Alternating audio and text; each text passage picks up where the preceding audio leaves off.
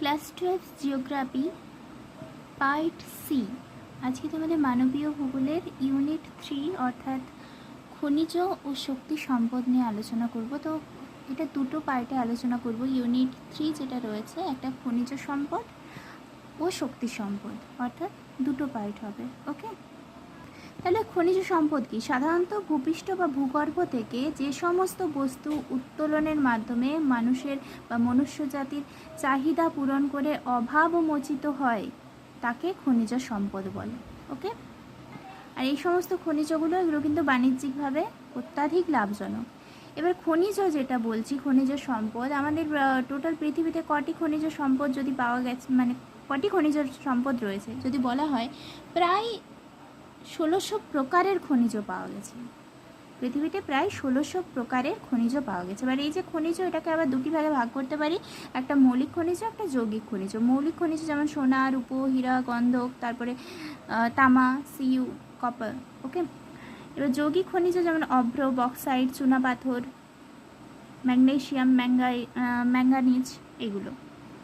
তো খনিজের বৈশিষ্ট্য কি? প্রাকৃতিক সৃষ্টি, প্রাকৃতিকভাবে এগুলো কিন্তু সৃষ্টি হয়।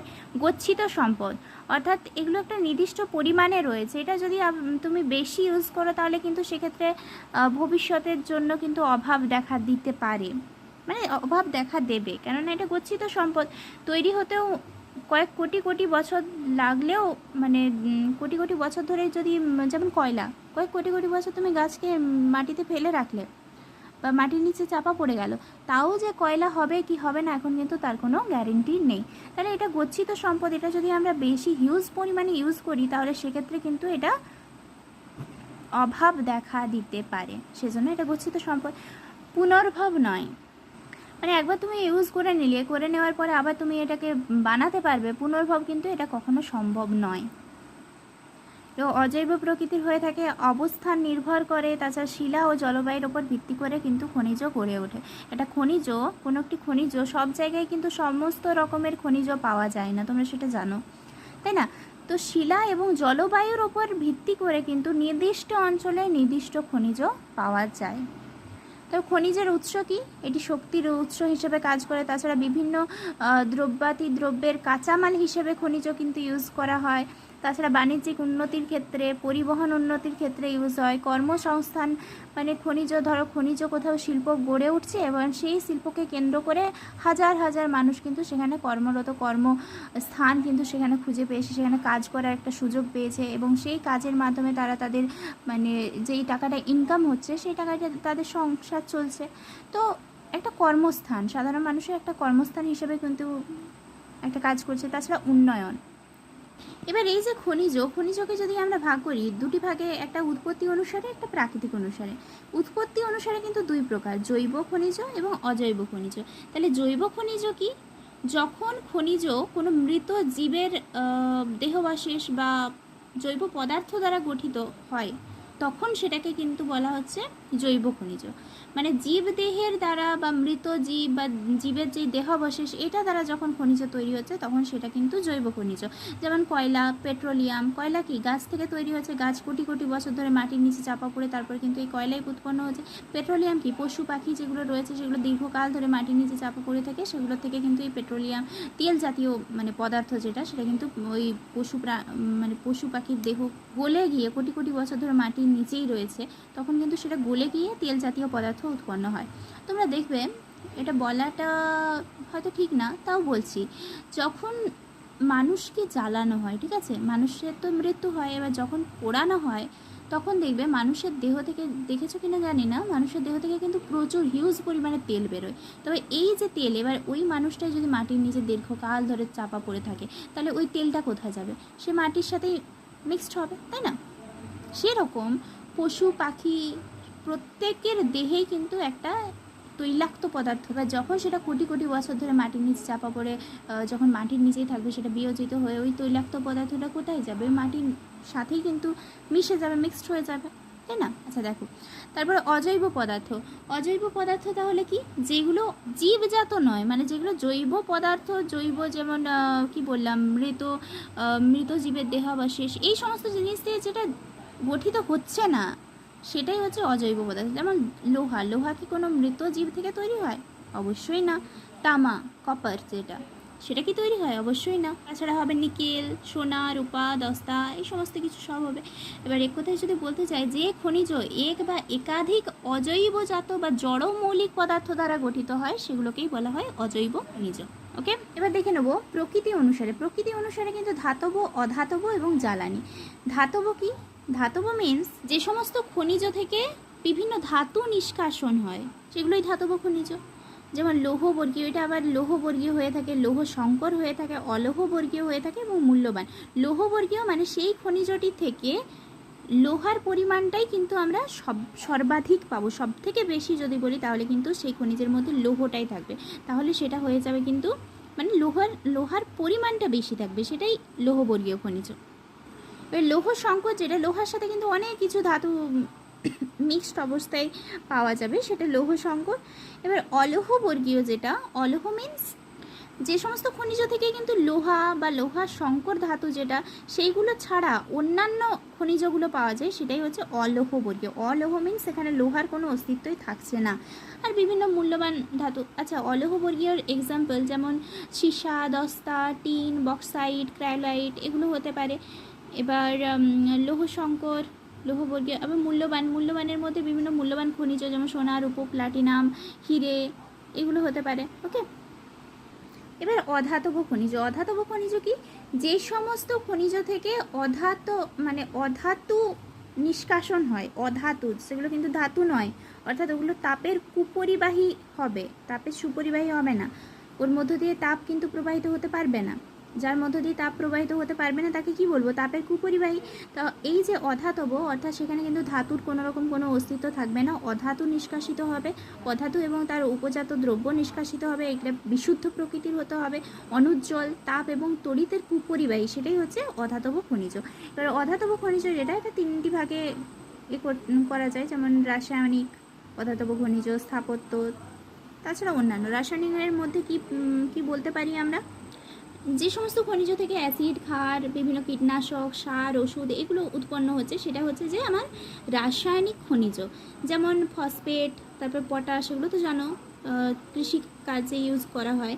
তাছাড়া গন্ধক হবে, ডোলোমাইট হবে, এই সমস্ত। স্থাপত্যের ক্ষেত্রে যেগুলো ইউজ করছি আমরা, যেমন চুনাপাথর, মার্বেল, জিপসাম, এই সমস্ত কিছু হবে। আবার বিভিন্ন এক্সাম্পল আছে, বইতে একটু দেখে নিও। এবং অন্যান্যের মধ্যে অভ্র, চীনামাটি, গ্রাফাইট, এগুলো। এবার জ্বালানি খনিজ। জ্বালানির মধ্যে কঠিন, তরল, গ্যাসীয় এবং পারমাণবিক, এই বিভিন্ন রূপে হয়ে থাকে। কঠিনের মধ্যে যেমন কয়লা তো একটা জ্বালানি, কয়লাটা কঠিন। তারপরে তরল রূপে হচ্ছে পেট্রোলিয়াম হতে পারে, গ্যাসীয় রূপে হচ্ছে CNG, compost natural gas, full ফর্মটা মনে রাখবে, কম্পোস্ট ন্যাচারাল গ্যাস, সিএনজির ফুল ফর্ম। আর পারমাণবিক হিসেবে যেমন ইউরেনিয়াম, থোরিয়াম, রেডিয়াম, এই সমস্ত কিছু। এবার এই যে তোমাদের বইতে দেখবে অনেকগুলো খনিজের সম্বন্ধে দেওয়া আছে, ঠিক আছে? ওগুলোকে আমি শর্টকাটে একটা ছকের আকারে, দেখো একটা ছকের আকারে লিখে নিয়েছি। এবার এখানে তো সমস্ত কথাগুলো অ্যাড নেই, তো তোমরা একটু বন্টন আর কি কাজে ব্যবহার হচ্ছে, যেমন লোহার কাজ কি, লোহার বন্টন, এগুলো একটু বই থেকে দেখে নিও। এগুলো তো বোঝানোর কোনো কিছুই নেই, তাই না? এগুলো একটুখানি বই থেকে দেখে নিও। আর বাকি ইম্পর্টেন্টগুলো এখানে আমি পয়েন্ট করে লিখে দিয়েছি। প্রথমে খনিজের মধ্যে কি আসছে? লোহার শ্রেণী বিভাগ যদি করি, ম্যাগনেটাইট, হেমাটাইট, লিমোনাইট, সিডারাইট এবং ট্যাকোনাইট। তোমরা কিন্তু আগে যতটা পড়েছো এই সিডারাইট পর্যন্ত পড়েছো, এখন 12-এ উঠে তোমরা নতুন যেটা পেয়েছো ট্যাকোনাইট। তো সর্বোৎকৃষ্ট যদি লোহা বলা হয়, সর্বোৎকৃষ্ট, তাহলে সেক্ষেত্রে হবে কিন্তু ম্যাগনেটাইট, মানে এতে লোহার পরিমাণটা অত্যাধিক। ম্যাগনেটাইট এটা হচ্ছে উচ্চমানের লোহা যদি বলা হয় তাহলে ম্যাগনেটাইট। আর হেমাটাইটটা কিন্তু বেশি অত্যাধিক পরিমাণে পাওয়া যায় যদি বলা হয়, তাহলে সেটা যদি খুব যদি কোয়েশ্চেন আসে যে লোহার এদের মধ্যে কোন শ্রেণীর লোহার সব থেকে বেশি পাওয়া যায়, তাহলে কিন্তু অ্যান্সার হবে হেমাটাইট। আর সব থেকে নিকৃষ্টতম এতদিন থেকে তোমরা জেনে এসেছো সিডেরাইট, কিন্তু এবারে নতুন যেটা জানছো সব থেকে নিকৃষ্টতম মানে সব থেকে নিম্নমানের যেটা লোহা, সেটা হচ্ছে ট্যাকোনাইট। এবার পরীক্ষায় যদি থাকে তাহলে কোনটা করব? পরীক্ষায় দেখো সিডেরাইট থাকবে, না হয় ট্যাকোনাইট, এই দুটোর মধ্যে একটা থাকবে, আর বাকি 4টে অপশন, ঠিক আছে? বাকি এই তিনটে অপশন থাকবে। আর এই দুটোর মধ্যে যে কোনো একটা থাকবে, সিডারাইট আর ট্যাকোনাইট দুটোই মনে রাখো, যেটা থাকবে সেটা কিন্তু অ্যান্সার করে দেবে। আচ্ছা, লোহা সম্বন্ধে আমরা পড়ছি লোহা খনিজ সম্বন্ধে, তো এর কিছু বিশেষ কথা। ম্যাগনেটাইট হচ্ছে, ম্যাগনেটাইটকে প্রাকৃতিক চুম্বকও বলা হয়, আর হেমাটাইট হচ্ছে শিল্পীয় লোহা। ওকে, তো এই যে শিল্পীয় লোহা, এটা কিন্তু সবথেকে বেশি পরিমাণে পাওয়া যায়, আর শিল্পের কাজে কিন্তু হেমাটাইটকে আমরা ইউজ করি। ম্যাগনেটাইট হচ্ছে ভারতের কুন্দ্রেমুখে ম্যাগনেটাইট খনি রয়েছে। বাইলাডিলা ছত্তিশগড়ের, এটি হচ্ছে লৌহ খনি, ছত্তিশগড়ে যেটা বাইলাডিলা, এটা হচ্ছে বৃহত্তম লৌহ খনি বলতে পারো। তাছাড়া কেওনঝড়ের বলদা, এটি হচ্ছে বৃহত্তম লৌহ খনি। গোটা ভারতবর্ষের মধ্যে সবথেকে বৃহত্তম লৌহ খনি হলো কেওনঝড়ের বলদা। লৌহ উৎপাদক রাজ্য হলো উড়িষ্যা। গোটা বিশ্বের মধ্যে ভারতবর্ষ কিন্তু লৌহ উৎপাদনে চতুর্থ স্থান অধিকার করছে। বিশ্বের বৃহত্তম লৌহ খনি হলো ব্রাজিলের কারাজাস। আর লোহা সঞ্চয়ের দিক থেকে সবথেকে উন্নত মানের, যেটা লোহা সঞ্চয়ের দিক থেকে সবথেকে এগিয়ে রয়েছে কিন্তু ভারতবর্ষে চিড়িয়া, ঝরিয়া নয় কিন্তু, ঝরিয়া নয়, চিড়িয়া, যশই রহস্যই অন্তস্থ আকার। নেক্সট জেনে নেব ম্যাঙ্গানিজ সম্বন্ধে। তো এই শ্রেণী বিভাগটি জেনে নেব। পাইরোলোসাইট, এটা কিন্তু সবথেকে উচ্চমানের ম্যাঙ্গানিজ। এরপরে রয়েছে সালোমিনেট, ম্যাঙ্গানাইট এবং হসম্যানাইট। বিশ্বের মধ্যে বৃহত্তম হচ্ছে জর্জিয়ার ইরাতুয়া।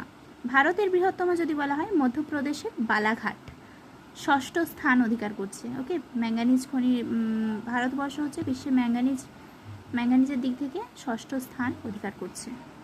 এখানে ইম্পর্টেন্ট যেটা নিষ্কাশন পদ্ধতি, ম্যাঙ্গানিজ নিষ্কাশন পদ্ধতিকে বলা হয় ইলেকট্রোলাইটিক। এই পদ্ধতিতে ম্যাঙ্গানিজ নিষ্কাশিত হয়। ওকে, এটা মনে রাখবে। পৃথিবীর সর্বপ্রধান লৌহ সংকর হলো ম্যাঙ্গানিজ। একে লৌহ ইস্পাত শিল্পে ইউজ করা হয়ে থাকে। ম্যাঙ্গানিজ লৌহ ইস্পাত শিল্পে ইউজ করা হয়ে থাকে। তাহলে যদি কোয়েশ্চেন আছে লৌহ ইস্পাত শিল্পে কোনটি ইউজ করা হয়, অপশন দিয়ে দিল, তাহলে সেক্ষেত্রে অ্যান্সার হবে ম্যাঙ্গানিজ। এবার আসছে বক্সাইট। বক্সাইটের আকরিকগুলোর নাম কি? গিপসাইট, ডায়াস্পোর। তো অস্ট্রেলিয়ার উইপা হলো গোটা বিশ্বের বৃহত্তম বক্সাইট খনি। আর ভারত বিশ্বের তৃতীয় স্থান অধিকার করছে বক্সাইট উৎপাদনের দিক থেকে। আর ভারতের মধ্যে যদি বলা হয় কোন স্থানটি প্রথম, তাহলে ভারতের মধ্যে কিন্তু উড়িষ্যা বক্সাইট উৎপাদনে প্রথম। ভারতের বৃহত্তম বক্সাইট খনি হলো কোরাপুটের পঞ্চপথ মালি। বিশেষ কথা, বক্সাইট হচ্ছে অলৌহবর্গীয়, অর্থাৎ লোহা, কিন্তু এর মধ্যে লোহার কোনো অস্তিত্ব নেই। আর এটি ফ্রান্সের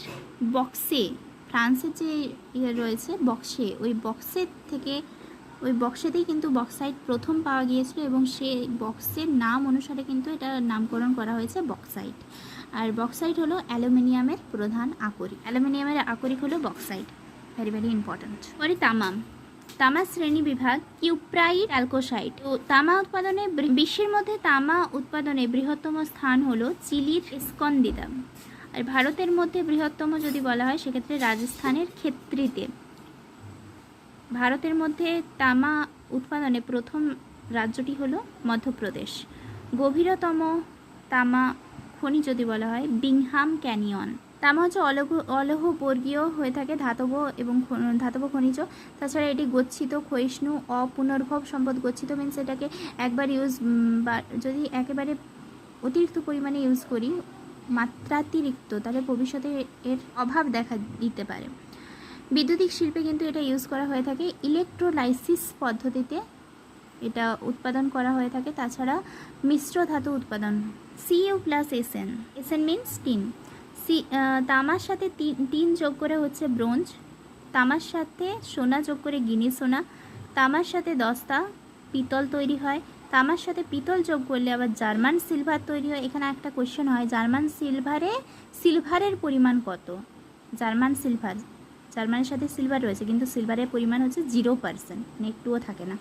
তামার সাথে টিন, তার সাথে দস্তা, এই সবগুলোকে একসাথে যোগ করলে তাহলে সেক্ষেত্রে কাঁসা উৎপাদন হবে। তামার সাথে অ্যালুমিনিয়াম যোগে ডুরালুমিন উৎপাদিত হয়। তো এই কোশ্চেনটা একটু দেখো, ঠিক আছে, এখান থেকে কোশ্চেন আসে। অভ্র শ্রেণীবিভাগ, মাস্কোভাট। এখানে কিন্তু বানানটা ভুল আছে, মাস্কো, ময়াকার দন্তস্ব কয়কার হবে। ময়াকার দন্তস্ব কয়কার করেছি, ময়াকার দন্তস্ব কয়কার, মাস্কোভাট। তো বিশ্বে বৃহত্তম হচ্ছে কোডার। আর উত্তোলনে বৃহত্তম বিশ্বের মধ্যে সেক্ষেত্রে হবে চীন। প্রধান রপ্তানি এবং সঞ্চয়কারী দেশ হলো ভারত। রপ্তানি মানে কোন দেশটি বিক্রি করছে, সব থেকে বেশি পরিমাণে বিক্রি করছে। আর আমদানি মানে অন্য দেশ থেকে আমাদের দেশে আমদানি হচ্ছে, মানে অন্য দেশ থেকে কোনো একটা পণ্য আমাদের দেশে আমরা নিয়ে আসছি, টাকার বিনিময়ে নিয়ে আসছি। আর রপ্তানি মানে হচ্ছে আমাদের দেশ থেকে আমরা ওই পণ্যটাকে অন্য দেশে বিক্রি করতে নিয়ে যাচ্ছি, তার বিনিময়ে আমরা টাকা পাচ্ছি, এটা রপ্তানি। তো প্রধান রপ্তানি এবং সঞ্চয়কারী দেশ হলো ভারত। অভ্র সঞ্চয়কারী এবং অভ্র রপ্তানিকারী দেশ হলো ভারত। এবার অভ্র যেটা, এটা অধাতব পদার্থ এবং বিদ্যুতের কুপরিবাহী। অধাতব মানেই বিদ্যুৎ কুপরিবাহী হবে, কেননা অধাতবের সংজ্ঞাতে বা বৈশিষ্ট্যতে আমরা এই বিদ্যুতের কুপরিবাহীটা পেয়েছি। আর কাঁচের ন্যায় স্বচ্ছ, মানে কাঁচের মতো স্বচ্ছ। অভ্র কিন্তু কাঁচের মতো স্বচ্ছ হয়ে থাকে। আর ভারত হচ্ছে অভ্রের দিক থেকে ষষ্ঠ মানে 6 নম্বর স্থান অধিকার করছে। আর যদি বলে কোন জেলা, তাহলে সেক্ষেত্রে নীলর জেলা। ঠিক আছে, তো এই ছিল আমাদের খনিজের শর্ট নোট, শর্ট চার্ট, যাই বলো না কেন। তো ইউনিট 3-র আরেকটা পার্ট হবে, সেটা কিন্তু শক্তি সম্পদ। আজকে খনিজ চ্যাপ্টারটার নাম কী ছিল? খনিজ ও শক্তি সম্পদ। আমরা আজকে খনিজ সম্পদ নিয়ে আলোচনা করলাম, পরবর্তী পার্টে কিন্তু শক্তি সম্পদ নিয়ে আলোচনা করব। ওকে, থ্যাংক ইউ।